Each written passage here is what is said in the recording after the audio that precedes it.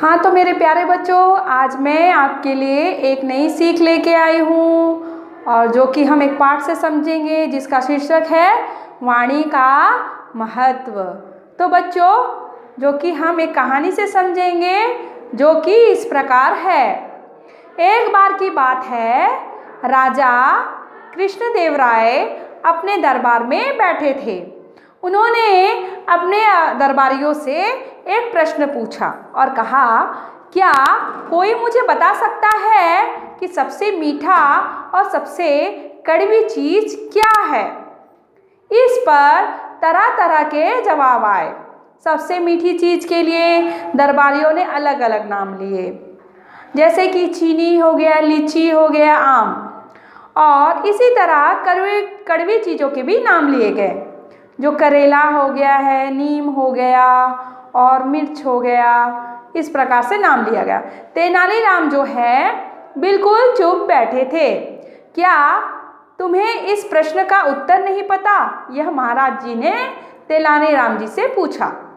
तो तेनालीराम जी कहते हैं, महाराज, मैं इस प्रश्न का उत्तर शीघ्र ही दूंगा। कुछ दिन बाद राज दरबार में एक ऊंची पगड़ी पहने हुए एक अजीब सा व्यक्ति आया।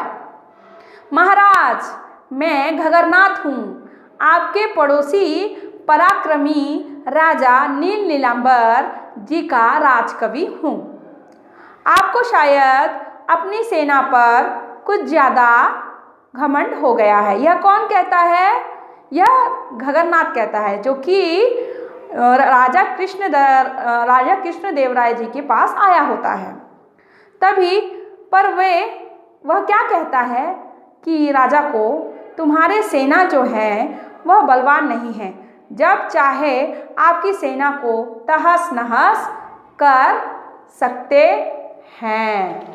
तभी बच्चों क्या होता है कि इस पर राजा जी हो सुनते हैं, यह बात को सुनते ही कृष्णदेवराय ही नहीं, सभी सभासद में भी क्रोध से कांप उठते हैं और खड़े हो जाते हैं।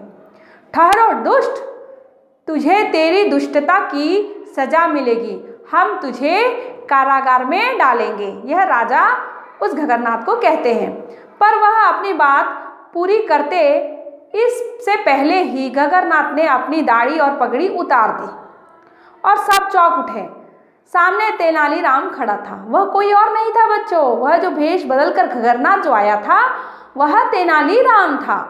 तो तेनालीराम ने झुककर राजा जी का अभिवादन किया और कहा, महाराज जी की जय हो, आप सबसे बलवान हो। अरे, तुम तो तेनालीराम हो, हा हा हा हा हा। वह तो मुस्कुराने लगे। महाराज, सबसे कड़वी चीज़ जो है कड़वी बात है। घगरनाथ की कड़वी बात सुनते ही आपको कितना क्रोध आया।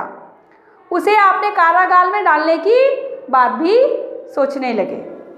और फिर घगरनाथ के चोले के अंदर मैं निकला तो मुझसे मीठी बात सुनते ही आप हंस दिए। लिहाजा मेरी समझ में सबसे मीठी चीज़ मीठी बात है। तेनालीराम से सभी सहमत हुए। राजा कृष्णदेवराय जी ने आगे बढ़कर तेनालीराम को अपना कीमती हीरे और हार पहना दिया। अब सभी तेनालीराम की बुद्धिमत्ता पर बहुत ही गर्वित थे और बहुत ज़्यादा तारीफ कर रहे थे। तो बच्चों, इस शिक्षा से, इस पाठ से हमें यही शिक्षा मिलती है कि सबसे मीठी चीज़ है मीठी बात और सबसे कड़वी चीज़ है कड़वी बात। तो आशा करती हूँ आप सभी को समझ में आया होगा। धन्यवाद।